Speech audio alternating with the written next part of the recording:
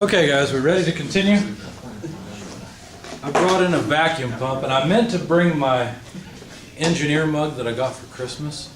Something about, I need to find it for you guys. Hang on, let me find it. I meant to find that before I completely forgot. I love it.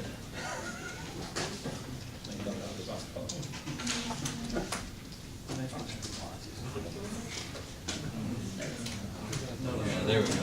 What it says on the side is arguing with an engineer is like a lot like wrestling in the mud with a pig. After a couple of hours, you realize the pig likes it. I love that, and then I forgot to bring it. It's one of my best Christmas presents. So, anyway, we have a vacuum pump here, and I had a volunteer. You want to come up? Now, what temperature does? This is just a cup with water in it. So, what temperature does the water have to be at before it burn you? Anybody know? About 120 degrees. What I mean by burn? Well, hurts. Hurts pretty bad. So scalding temperature is about 120. Now this isn't particularly comfortable, but it's not too bad. Do you think that would scald you? No. It's warm. It's uncomfortable and warm. You should have dropped to the ground. Yeah. Okay, so it's hot, but it's certainly not boiling. There's no. You see any vapor bubbles in there? Nope. You don't see any steam coming off the top, right? So yeah, he missed his chance for a huge lawsuit. Right? Okay, so what we're going to do is put this dome on here. And there's a vacuum pump built into this. It's right here. You can't really see it because the pretty blue box around it, but it's in there. I've got it plugged up, or plugged in.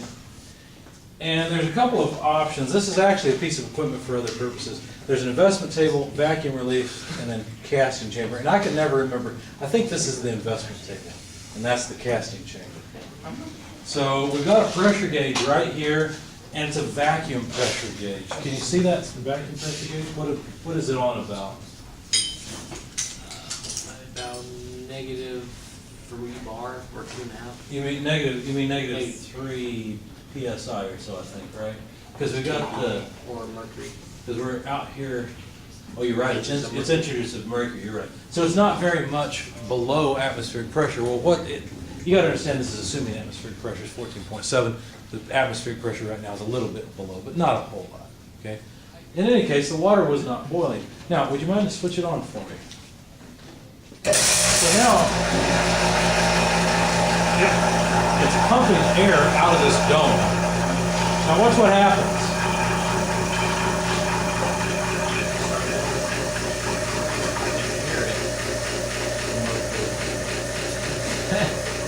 What do you see? Bubbles. It's boiling now. It's boiling. Do you think if we were to put our finger right now, it would burn us? How many people think it would burn us? Well, we can't see the cup very much anymore because right now water is steam is actually condensing on the surface. Okay, so it's coming out of the cup as it's boiling, going into the vapor phase, and the dome is relatively cool. Now put your hand on the dome. Warming up, isn't it? The temperature is higher here. Why?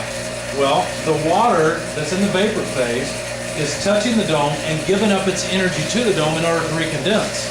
Right? We'll shut it off. Vacuum. So instead of, yeah, it's a pretty good vacuum. It's a decent vacuum pump. I'm probably destroying it by running water through it. We'll let the other professor know. Well, maybe we just don't tell him, let him find out on his own. I don't think anybody else uses this except for me. So let's think, instead of thinking in terms of temperature, let's think in terms of energy, okay? So in terms of energy, when I brought the cup from my office, I put some hot water in it, put my finger in it, it didn't feel like it was hot enough. I mean, it would have worked, but it would have taken longer because we'd have to get down to lower vacuum. So I actually put it in the microwave for about 30 seconds. That's why it was a little bit uncomfortable, but touchable, okay? Probably a decent hot shower temperature. But it certainly wasn't at boiling. So think about how much energy was in the cup. If I'd left it in the microwave longer, there would have been more energy, right? Because it's above it at a temperature of absolute zero. There's certainly some energy in the water, okay? Now, as soon as I set it in there and I cover it with the dome and I turn on the vacuum pump, does that add any energy to the water? No, right? It doesn't add any energy to the water at all. It's not like I put a flame under it or something.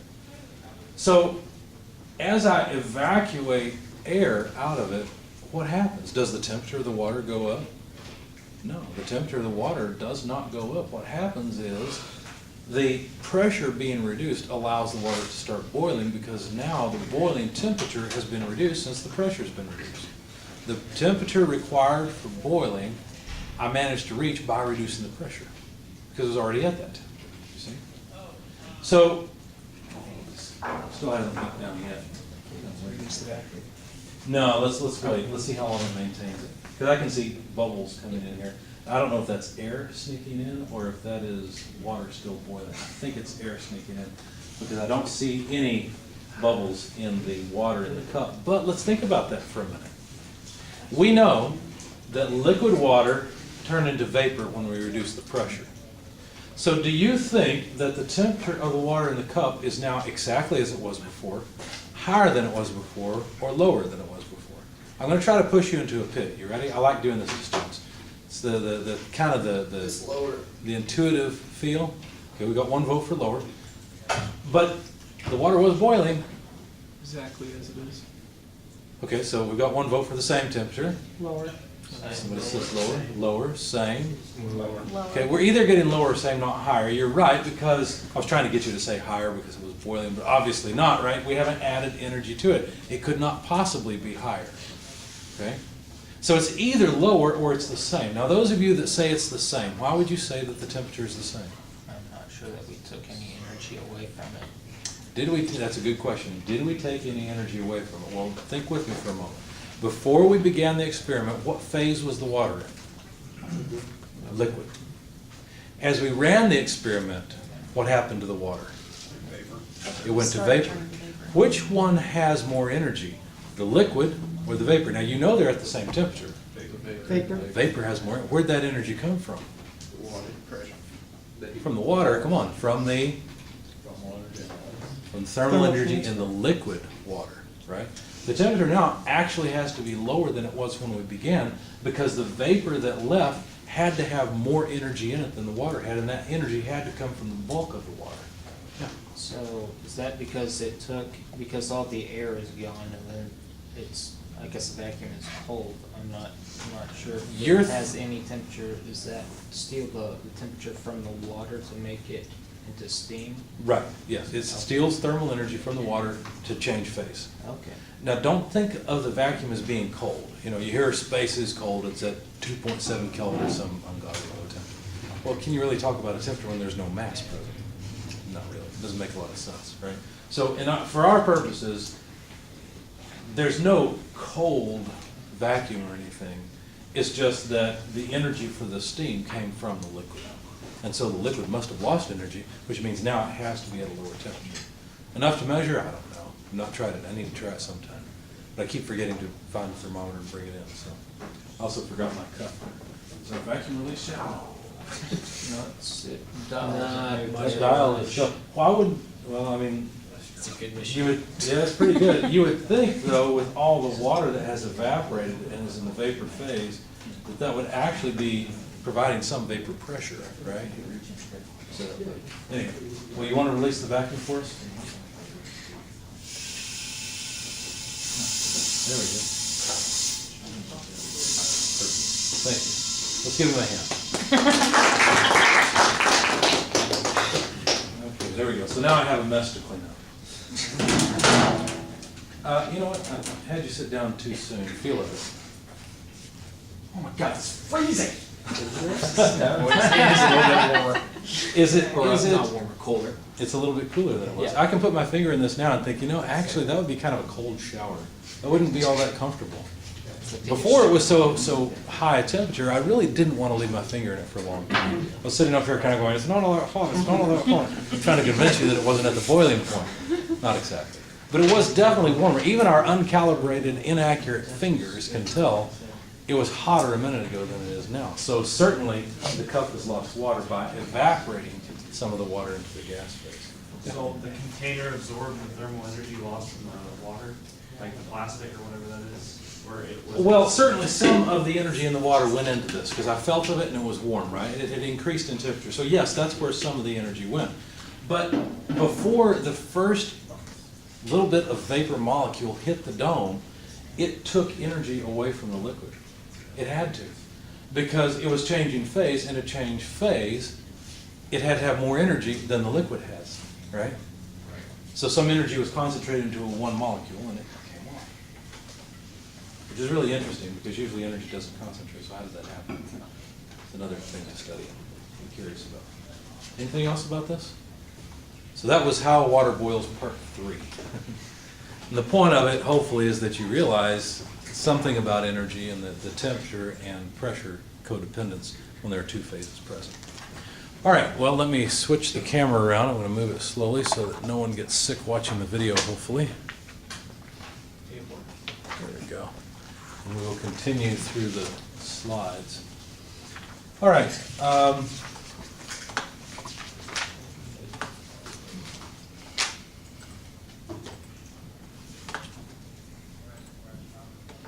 We don't have to make just TV diagrams. From the last experiment I showed you, where we were holding the holding the temperature constant and varying pressure, we can make pressure versus volume diagrams. And so what you'll notice is that the experiment line, the constant temperature lines run this way, and we get the same vapor dome shape that we got with the TV diagram.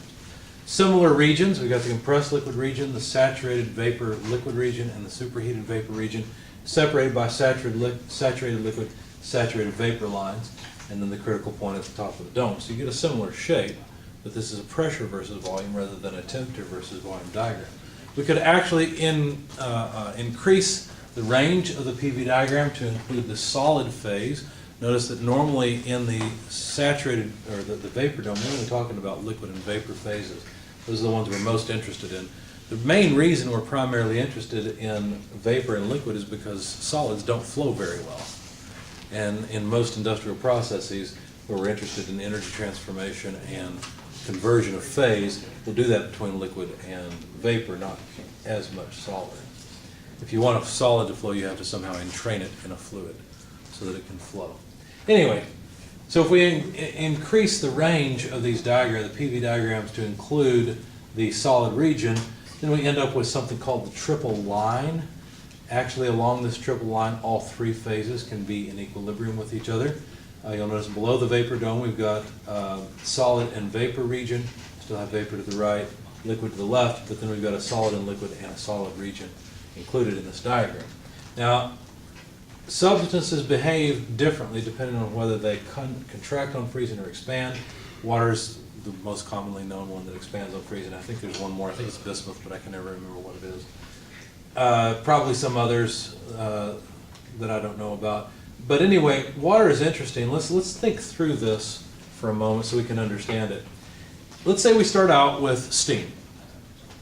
And we start to cool the steam down or remove thermal energy from it. Okay, so that we move down to where we end up with some liquid. As we continue to remove energy from the liquid, and let's just assume we do all this at one pressure, say atmospheric pressure. As we continue to remove energy from the mixture, more of it will convert into liquid. So more of the vapor will go into the liquid phase, where we eventually have a point on the saturated liquid line where all of the mass in the container is at liquid. If we continue to remove thermal energy, we continue to decrease its temperature but at constant pressure, what will happen is the liquid will actually shrink.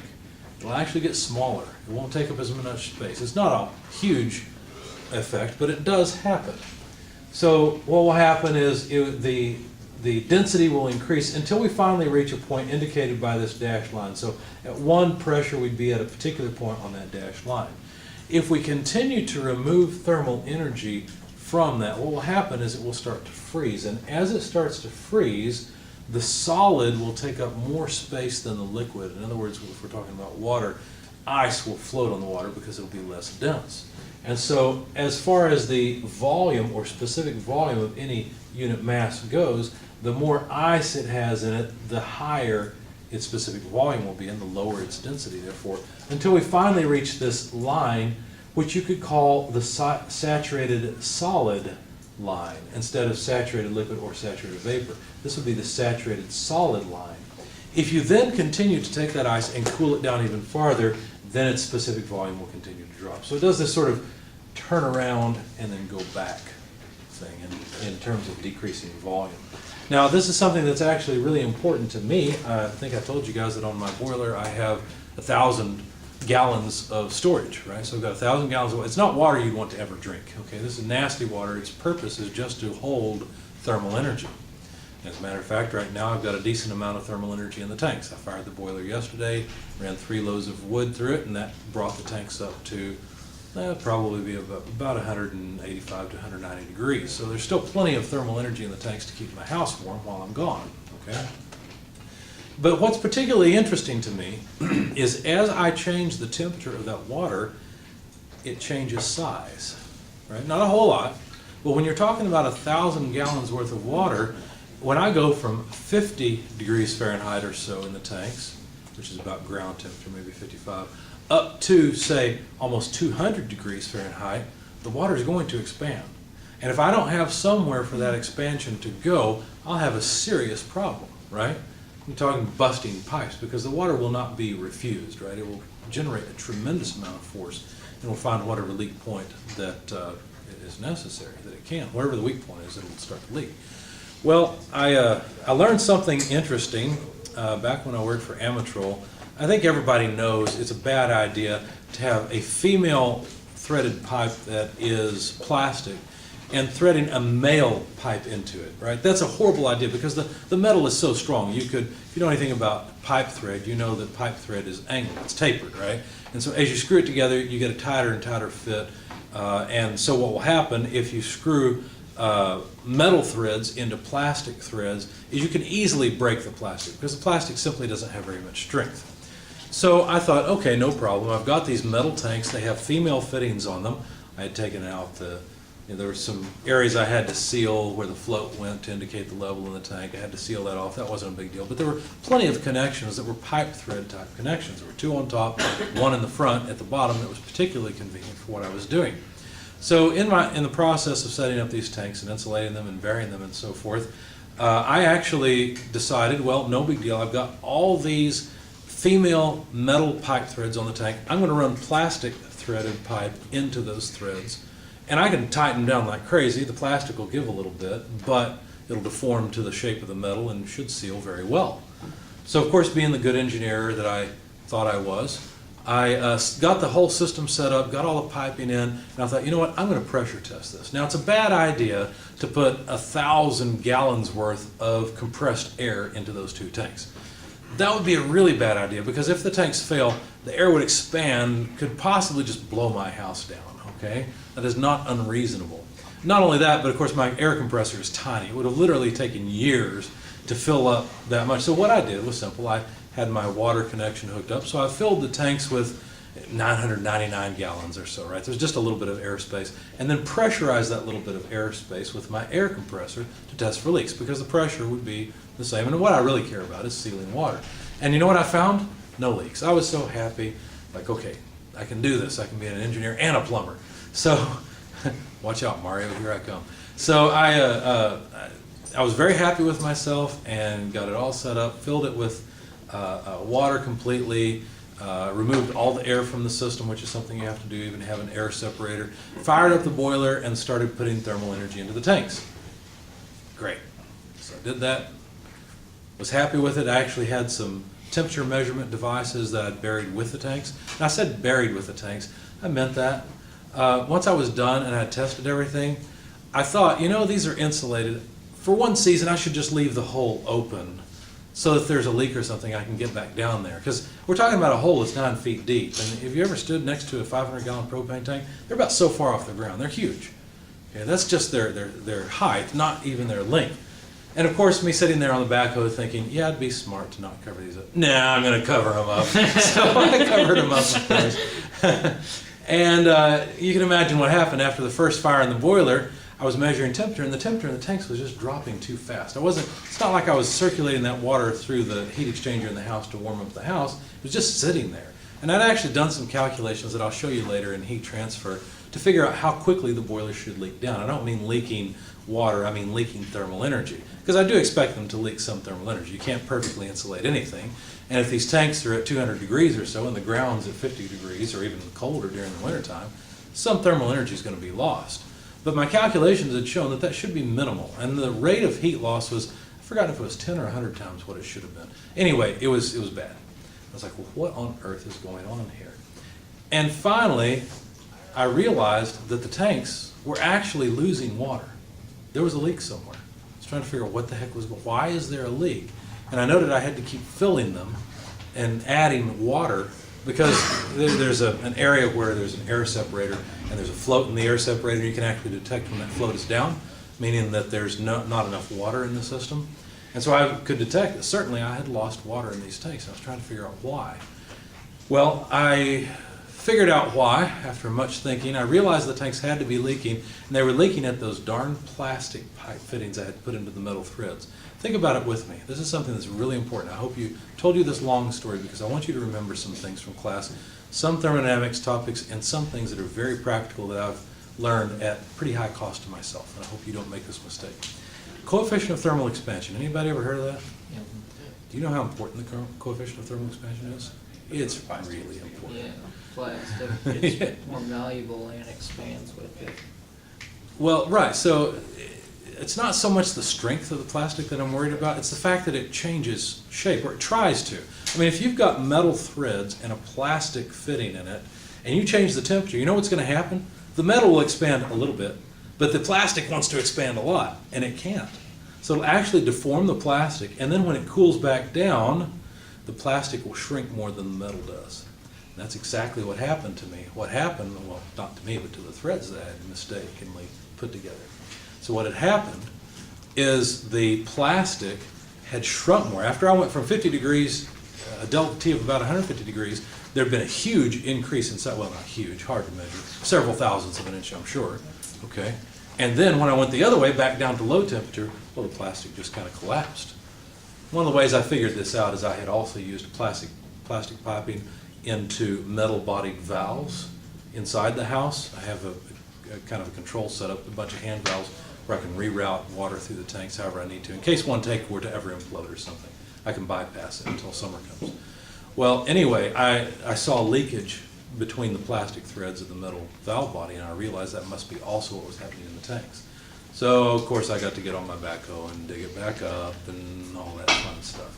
Replace all the plastic pipe with metal. I ended up using brass, which has a similar CT. It's not exactly the same, but close enough with the steel tank. And then used PEX piping, which is what I should have done in the first place, to run into the house. And that has not leaked since, so that's fine. But anyway, I wanted to tell you that story so you think about the coefficient of thermal expansion. You ever notice when you go across bridges that there are unavoidable bumps, places where the road is fingered together? That's for CTE, that's for the coefficient of thermal expansion, because in a long bridge, it has to change length with temperature, and you have to have some way of accommodating that change without the bridge just falling down. So that's what it's for. Okay? I think the pipelines, the oil Alaska pipeline also has some way of accommodating its thermal expansion. Yes, it sure does. The pipeline, if you run a pipeline straight, that's a bad idea. So they actually run it at angles, and it can actually move.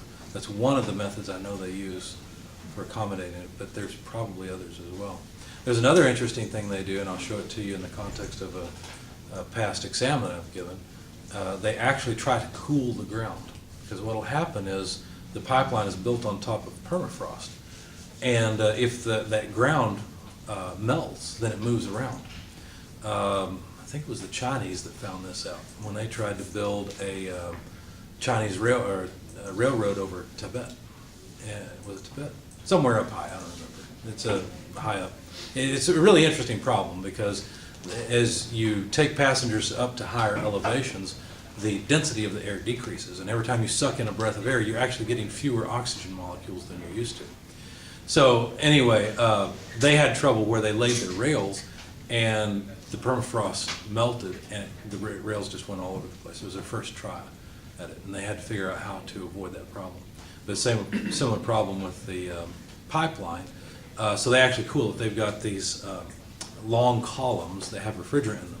And what will happen is the ground will actually boil off the refrigerant, speaking of boiling processes, boil it off into a vapor phase so that it goes up into these finned areas where the air can cool it.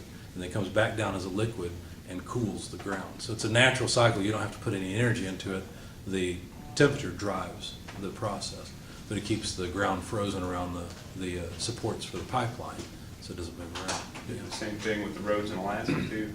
Do they do it in Alaska? Okay, I did not know that. Because the permafrost causes in the springtime, they go everywhere. Right? Yeah, yeah. They, Well, one of put like air vents or something Right. like that to vent out. Yeah, that's an even cheaper solution. Just basically put some pipe under the roadway and build the roadway on top of it, so that air can flow through and cool it. I think that was similar to what they did to the train tracks in China, so that's interesting. All right. So anyway, if we put the, if we make a pressure versus temperature diagram, we can actually separate the phases into certain particular areas. So all the vapors over here, all the solids over here. So this is higher pressure, higher temperature. And here's the triple point someone referred to earlier, where all three phases can be in equilibrium with one another or present. Anyone ever see any sublimation? Yeah, in what context? Dry ice. Dry ice, okay. I remember in chemistry class in college, we sublimated ice itself with solid water. That was interesting. We had to take the pressure down quite a way. And then the gas clouded the chamber so much after a few seconds you couldn't see anything. But you did know that the ice was going directly from solid to vapor. So sublimation is that process where solid and vapor are in equilibrium with one another and can move directly from one phase to the other without going through the liquid phase. That seems strange to you and I because we don't normally see it in our everyday lives, but it is certainly possible. And then the vaporization line separates the liquid from the vapor line. Anybody want to guess what we're looking at when we look at the vaporization line? We're actually looking at the vapor dome from the side, which is kind of interesting. I'll show you a three-dimensional surface of this in just a moment that will show it all at once. And then depending on whether the substance contracts on freezing or expands on freezing like water, then that changes the position of this last line that separates the liquid from the solid region. It's the melting line. That's all well and good, but here's what I really like. It takes a while to wrap your head around this, but this is what the all three variables put together would look like. Temperature, pressure, and volume combined here. So you could look at pressure versus volume, a PV diagram. You'd be looking at it from this direction, so two-dimensional projection from this direction. If you look at temperature versus volume, a TV diagram, you're looking at it from the top down. Okay, temperature versus pressure, you'd be looking at it from, let's see, this direction. So you'd see the vapor dome from the side. You'd see the triple line as a point and call it the triple point. And here was the key to me for understanding this diagram. Number one, this diagram, why it is the shape it is, good question, I don't know. Just that's the way that these substances behave. So you have to measure where all these points are. And by the way, the matter cannot exist inside of this solid. It always exists somewhere on the surface of this solid. So as you're tracing things around, trying to figure out how it works, just remember you're somewhere on the surface. Okay? So this is the one for a substance that expands on freezing. You can kind of see there's this hidden surface behind, and that hidden surface would represent kind of like what the vapor dome represents, except it's where you have a saturated mixture of liquid and solid. You can see it right here on this diagram for substances that contract on freezing. Okay? So that's the PVT surface, and I actually prefer it. I think it is the most interesting. Speaking of interesting things, I'm going to pause the camera, and I'm going to show you a video. I actually did this over the summer. I'll tell you a little bit about it, more about it than what I did over the summer when we get back after the video. The problem is the video is copyrighted, and I get tired of my YouTube videos being flagged as if I'm trying to make money on somebody else's video because I've recorded their video on the camera. So we'll be right back.